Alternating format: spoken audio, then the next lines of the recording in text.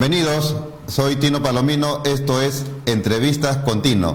El día de hoy tenemos la presencia del congresista de la República por el partido político Acción Popular, el señor Jesús Arapa Roque, quien representa a la región Puno. Señores, todavía no se proclama al próximo presidente de nuestro país. Hemos tenido un proceso electoral en el que han participado aproximadamente 18 organizaciones políticas postulando a tal o cual persona hacia la presidencia de la República. Todos prácticamente han hecho propuestas de cómo combatir la corrupción, unos más radicales, otros menos radicales. Y sin embargo, en pleno proceso electoral, en plena pandemia, en plena crisis económica, la corrupción en nuestro país, señores, está como la delincuencia, imparable. El día de hoy, en horas de la mañana, la Policía Anticorrupción ha allanado viviendas, ha allanado también la Municipalidad Provincial de Satipo y han detenido al alcalde y otras personas más, involucradas en delitos de corrupción, cohecho, colusión y otros delitos más. Esto después de que hemos tenido también otra intervención, otro allanamiento en la región Junín, específicamente en Huancayo, respecto de los dinámicos del centro, donde también hubo detenidos, también hubo allanamientos porque había tráfico con el brevete. Y la jueza recientemente fue de la opinión de que todas aquellas personas que están procesadas por estos actos durante el proceso no estén con mandato de detención, sino con mandato de comparecencia. Y el señor Vladimir Cerrón al toque saca un tuit donde dice, pues no, ¿y quién ahora lava esa honra que ha sido manchada? Señor Vladimir, la jueza no los ha declarado inocentes. El proceso continúa. Lo único que ha determinado la jueza es si en el proceso van a estar con detención o con comparecencia. Y la jueza creyó conveniente que sea con comparecencia, lo cual no significa que son inocentes. La investigación sigue su marcha, sigue su curso. Señores, lo que vemos es que en plena pandemia, en plena crisis, la corrupción sigue en nuestro país, imparable. Tal parece que nadie la puede detener. Han habido propuestas, incluso, de salirnos del Pacto de San José y aplicar la pena de muerte. Porque prácticamente con estas penas que tenemos, a los funcionarios y a todos aquellos políticos que llegan a través de un proceso electoral al gobierno local, regional o central, tal parece que estas penas no le dan miedo, no les importa en lo mínimo. Entran y a pesar que hay promesas de combatir la corrupción, a ellos eso les importa un pito, ellos siguen con su negocio, la corrupción. Al respecto, ¿qué dice la Contraloría General de la República? Que estos sinvergüenzas al año prácticamente se roban 23.000 millones de soles de nuestro país. Otros dicen que es un monto mayor. Yo me refiero a lo que dice un ente que es del Estado, la Contraloría General de la República. Señores, todos los años se llevan de nuestro país 23.000 millones de soles. ¿Qué hacemos para ponerle coto, para ponerle punto final a esta situación? ¿Qué hacemos para votar a esta lacra que prácticamente ha institucionalizado en el Estado la corrupción? Está en los tres niveles de gobierno, ejecutivo, regional y en los gobiernos locales. En los tres está, señores. No solamente en los locales o regional, el otro, no, en los tres niveles de gobierno. En los tres lados se roba y de manera descarada. Les importa un comino que haya crisis sanitaria, que haya crisis económica, que haya millones de desempleados. Eso les importa un comino. Lo único que quieren ellos es seguir con su negocio, de saquear las arcas de estos entes del Estado. En este caso es una municipalidad provincial de Satipo, en la región Junín. ¿Qué hacemos con esta lacra que prácticamente está imparable en nuestro país? Cuando el señor Pedro Castillo le decían, usted tiene en su partido, en su agrupación, una persona que ha sido condenado por corrupción, y él muy suelto de hueso decía, no, él no ha sido condenado por corrupción, más bien la corrupción lo ha condenado a él, es decir, lo defendía a capa y espada a su socio. Señores, con este tipo de gente que prácticamente apaña la corrupción, ¿vamos a combatir la corrupción? Obviamente que no, porque quien está a favor de combatir la corrupción tiene que estar dispuesto a mandar adentro así sea su correligionario, su compañero, su camarada, qué sé yo, a todos. Pero si vamos a estar con miramientos, no, es de mi partido y es mi jefe, no lo puedo, no, tengo que tapar más bien. Frente a lo que ha ocurrido en la región Junín, de los dinámicos del centro, ¿qué ha dicho el señor Pedro Castillo? Absolutamente nada. Entonces, si esta persona llega a la presidencia de la República, ¿va a combatir la corrupción? No lo va a hacer, no lo va a hacer. Ya, entonces, señores, prácticamente tenemos 5 años más en los cuales la corrupción va a campear. Van a seguir llevándose o robándose los recursos del Estado y la población va a seguir ahí rezagada en cuanto a la solución de sus necesidades básicas como agua, desagüe, luz, carretera, buenas postas, buenos colegios con personal competente. Eso prácticamente no se va a hacer realidad. ¿Por qué? Muy simple, el dinero se lo va a seguir llevando la corrupción. Si vemos que son personas que en estos momentos apañan la corrupción, ¿qué será pues cuando estén en el gobierno? La van a seguir apañando mucho más. Entonces, señores, lamentablemente en nuestro país la corrupción que viene ya de siglos atrás, tal parece que todavía va a seguir entre nosotros hacia adelante. ¿Y qué medidas debemos de tomar? Tanto en lo preventivo como en la parte represiva.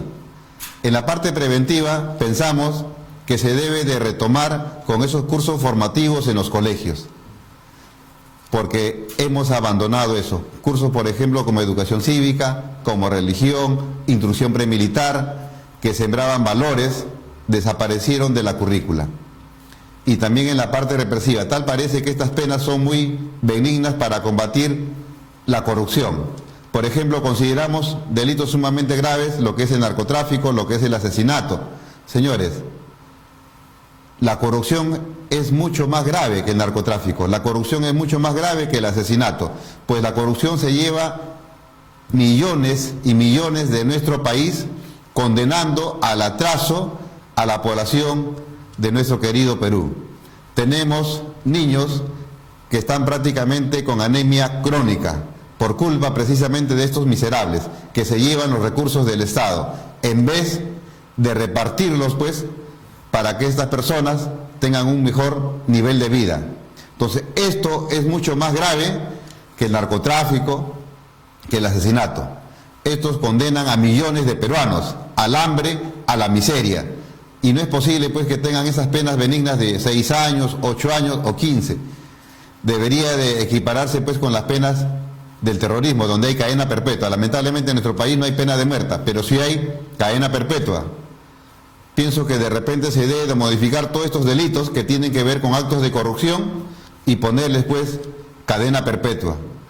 Y empezar a pensar todos los peruanos si no ha llegado el momento de adoptar ya una actitud de repente más dura contra esta lacra y también contra la delincuencia, que también está imparable en nuestro país. No se asustan, señores, no se asustan. Y es más, lo detenemos y presos nos cuestan. Hay que darle su desayuno, su almuerzo, su cena, pagar a los efectivos policiales, al personal del INPE, su luz y toda una serie de gastos que invierte Perú en mantener los penales. Y esta gente adentro y sin trabajar. Y el Estado les proporciona absolutamente todo. Es decir, eso es un gasto sumamente enorme. Y también ahí hay un negociado de corrupción. Entonces, si queremos combatir la corrupción, pienso que vamos a tener que hacer más severas nuestras penas y a lo mejor pensar en salirnos del Pacto de San José y evaluar posiblemente la pena de muerte, como la tienen otros países. Singapur, por ejemplo, hace como 50 años era un país sumamente atrasado. Y uno de los factores de su atraso era la corrupción. Y hacia ahí apuntaron ellos. Si no eliminamos la corrupción, no nos vamos a poder desarrollar, porque la corrupción impide el desarrollo económico de un país. Y eso es lo que se propusieron y es lo que combatieron y acabaron. Pero tuvieron que recurrir a la pena de muerte. Y ya Singapur ahora es un país que se podría decir que es potencia. En tan poco tiempo, en tan poco tiempo y lo logró, pero erradicando esa lacra de la corrupción, erradicando la delincuencia, erradicando el narcotráfico y con penas sumamente severas. No digo que eso se va a hacer aquí, pero ese es un ejemplo de cómo se tiene que combatir a esta lacra, la corrupción, la delincuencia y el narcotráfico, porque en nuestro país también es pan de cada día pues la delincuencia y el narcotráfico, y precisamente el narcotráfico ahora se siente fuerte. ¿Por qué? Porque supuestamente el señor Castillo va a asumir, y Castillo tiene compromisos con ellos, sobre todo con los cocaleros, y esos compromisos ellos quieren que se cristalice pues en este gobierno y que le permitan, entre comillas, trabajar. Señores, así está el panorama en nuestro país. Tenemos una corrupción galopante, lo mismo que la delincuencia.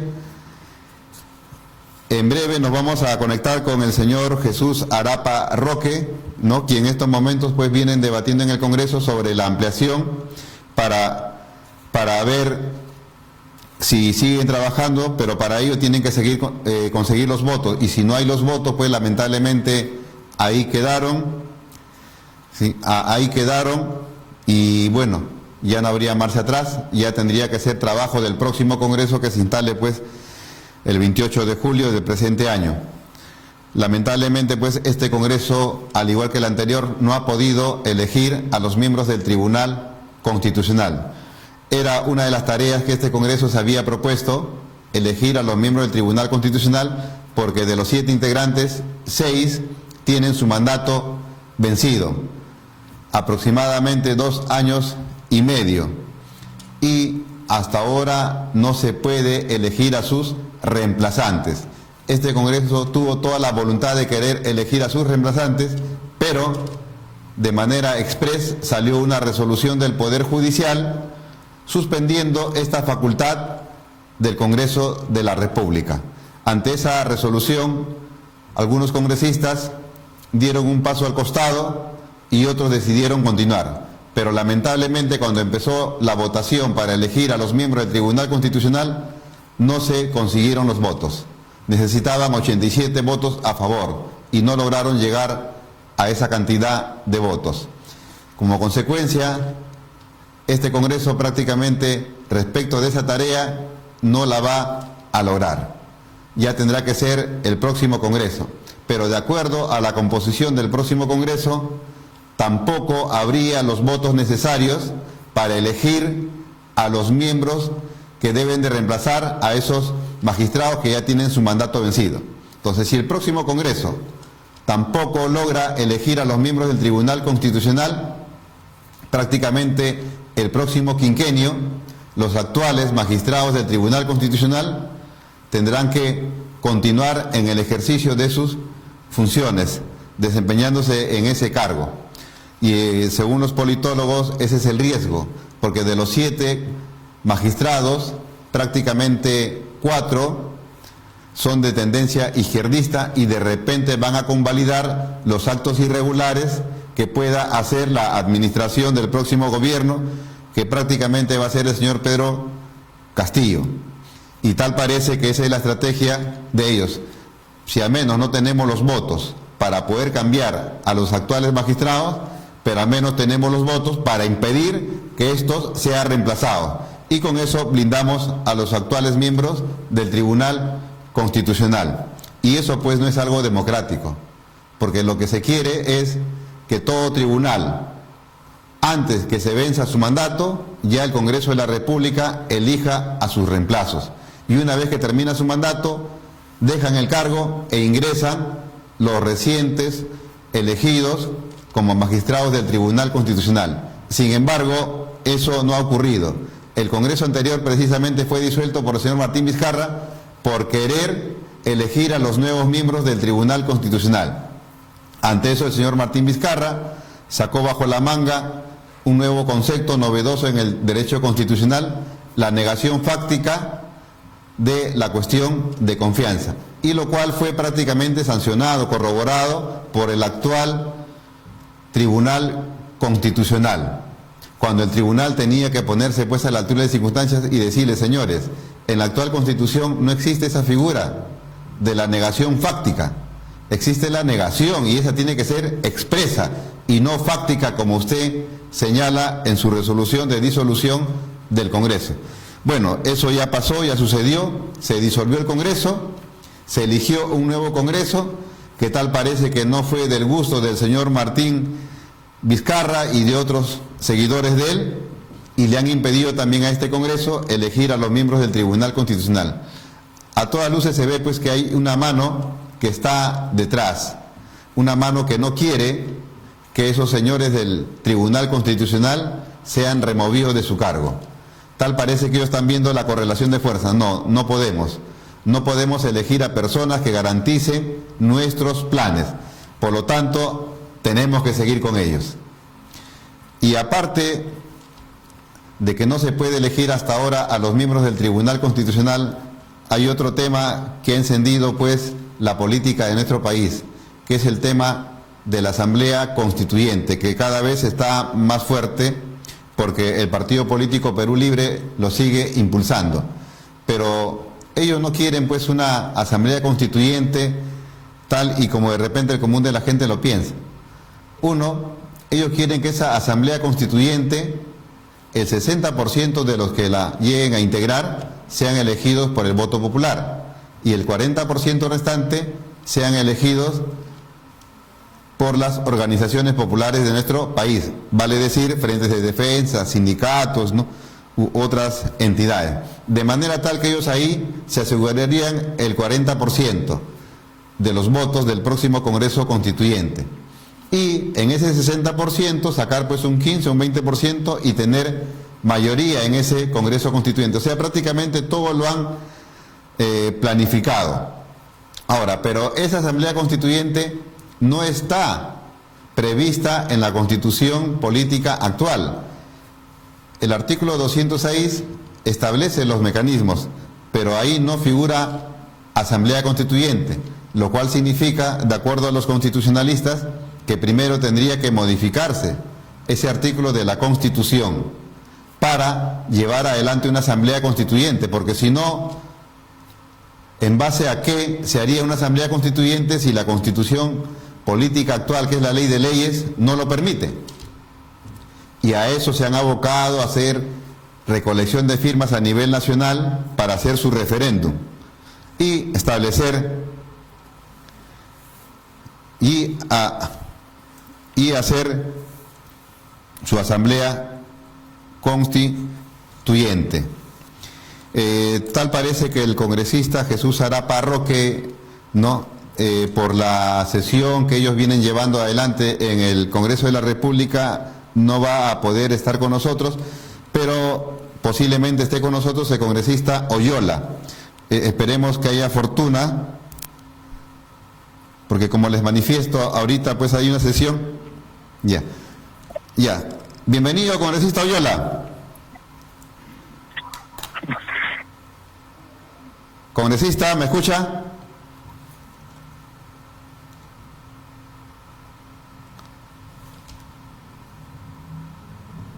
Congresista Oyola, ¿me escucha? Hola. Buenas. Congresista Oyola. Sí, aló. Sí, ahora sí lo escucho. ¿Usted me escucha bien? Un poco nomás. ¿Qué es lo que viene aconteciendo en estos momentos en el Congreso de la República? Bueno, estamos ya en los últimos temas que vamos a tocar en esta legislatura, hoy día culmina, y hemos tocado varias iniciativas de ley y hemos pedido los voceros para que haya una extensión de esta legislatura, pero esperemos que eso lo pueda coger la mesa directiva.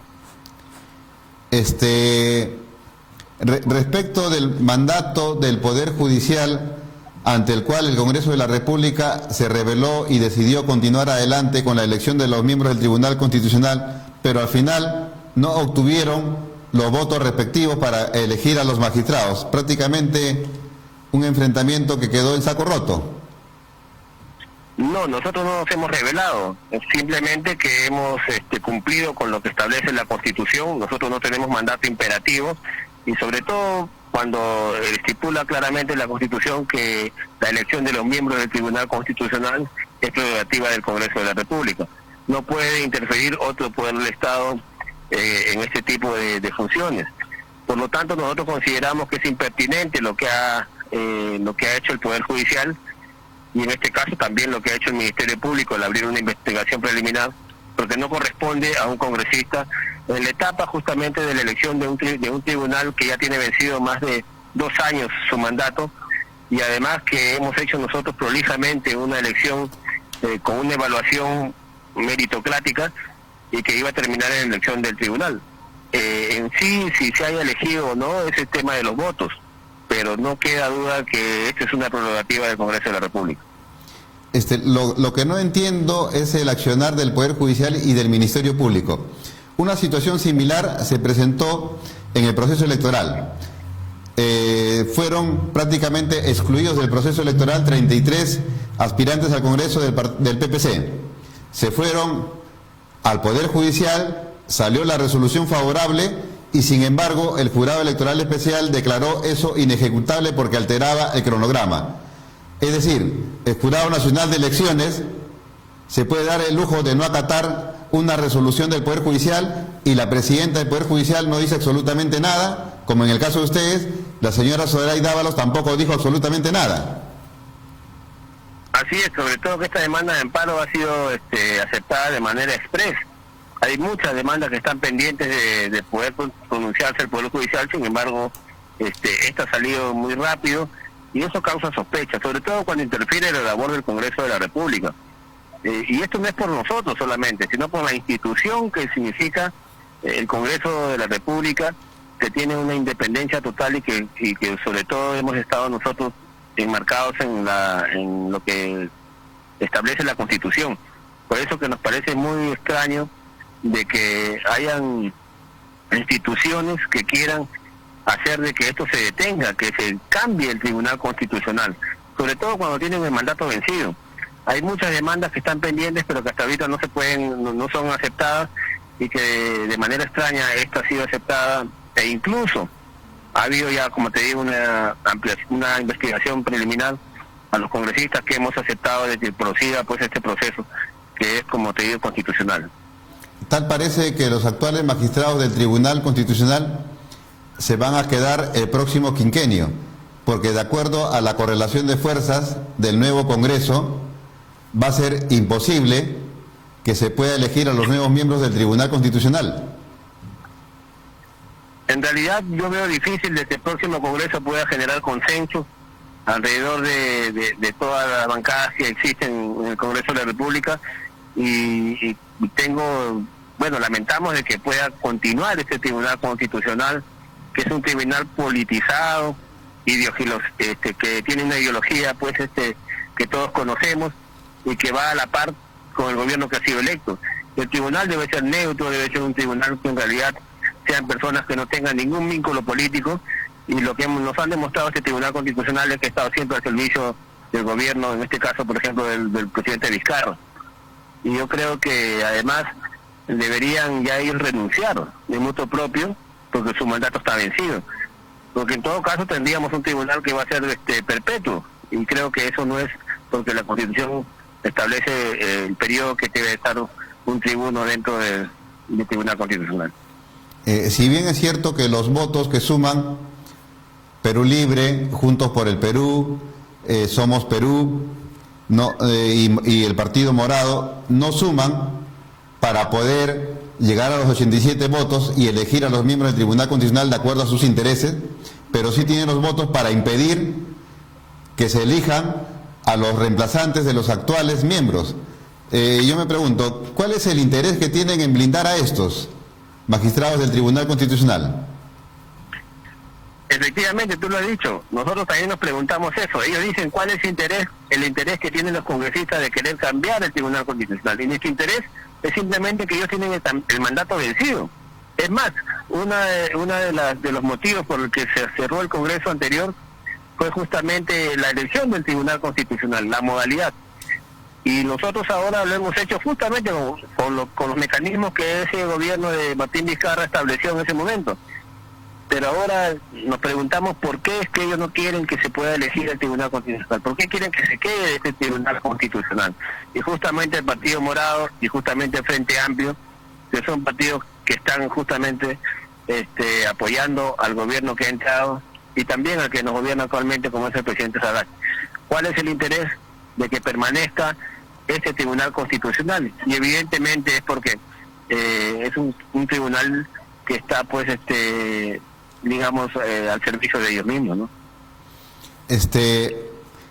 Posiblemente el señor Castillo sea pues proclamado como presidente de la República, y hay temor pues en los sectores económicos de nuestro país, porque él ha manifestado y no se ha retractado de que si él llega a ser presidente va a eliminar la importación de productos que se producen en nuestro país. ¿Eso qué consecuencias traería para nuestra economía? Lamentablemente nefastas, porque en realidad tú sabes que nosotros necesitamos de la importación de algunos productos y que no, lógicamente no se abastece con la producción local, y lamentamos que ese tipo de medidas se puedan establecer en el futuro. Yo espero que no sea así. Yo espero que el gobierno que ha sido electo primero genere consenso dentro del Parlamento y políticas económicas que realmente puedan sacarnos de la crisis que actualmente nos encontramos. Un momento muy difícil. Yo creo que necesitamos del trabajo en equipo, y esperemos que el gobierno de Pedro Castillo, que parece ser va a ser proclamado como el presidente de la República, sea un gobierno pues que de unidad nacional, y que se dejen detrás las ideologías y que veamos el futuro del país por delante. Y lo que Pedro Castillo en esta segunda vuelta mostró fue el plan bicentenario, pero ese es un plan solamente para 100 días. Y para después de los 100 días, ¿qué plan va a aplicar? Así es, efectivamente que yo espero que también quienes compongan el gabinete puedan reestructurar ese plan que ellos han inicialmente puesto sobre la mesa, para que se pueda establecer ya lineamientos claros de cómo sacarlo de la crisis económica en la que nos hemos estado inmersos por el tema de la pandemia. Cuál va a ser la política de salud también del gobierno es importante, pero sobre todo los nombres de las personas que van a estar ahí en el gobierno y que van a finalmente pues ejecutar el lineamiento que ha planteado el gobierno que ha entrado, ¿no? Pienso que en estos momentos es fundamental mantener la macroeconomía de nuestro país, la autonomía del BCR y la continuidad del aparato productivo. ¿Qué tendría que hacer el señor Pedro Castillo para que esto se siga dando? Bueno, en realidad yo creo que el BCR amerita cambios. No creo que la estabilidad pase por mantener digamos a los mismos funcionarios en el BCR, el mismo presidente del directorio del BCR. Hay buenos economistas que pueden dirigir el BCR. Las personas no son indispensables. Por ahí no pasa. Creo que también debe haber personas con trayectoria en lo que respecta a la economía para que puedan encargarse en el Ministerio de Economía, y eso lo tenemos que ver, porque tenemos que dar un mensaje claro a los actores internacionales, sobre todo también a los empresarios, a las inversiones, para que no se vayan. Lo que más necesitamos ahora en estos momentos de crisis es inversiones, y creo que deben haber pues señales claras de cómo se va a manejar la economía, y para eso es importante saber quién va a ser el que va a dirigir el timón de la economía en el país. Pero no creo que necesariamente tenga que permanecer el presidente del BCR. Pueden haber cambios de personalidades también que conocen mucho de economía, que pueden encargarse del Banco Central de Reserva. Sí, efectivamente lo que usted dice es cierto, ¿no? Eso no pasa por personas, pero sí lo que se debe de mantener es la autonomía del Banco Central de Reserva, eso es clave.